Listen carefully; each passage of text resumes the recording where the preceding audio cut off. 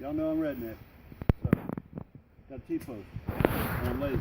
I'm not pounding it with standard sledgehammer or T-post driver.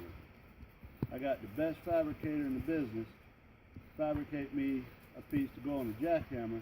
We're going to use a jackhammer to do this. Y'all pay attention.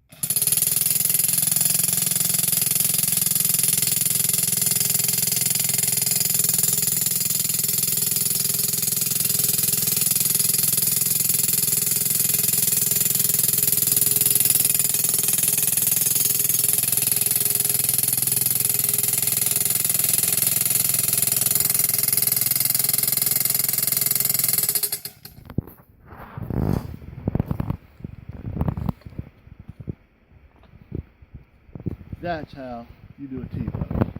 No more of this slamming and no more sledgehammers. You get a real fabricator, and you fabricate you a piece on your jackhammer, and you slam it down with a jackhammer. We good.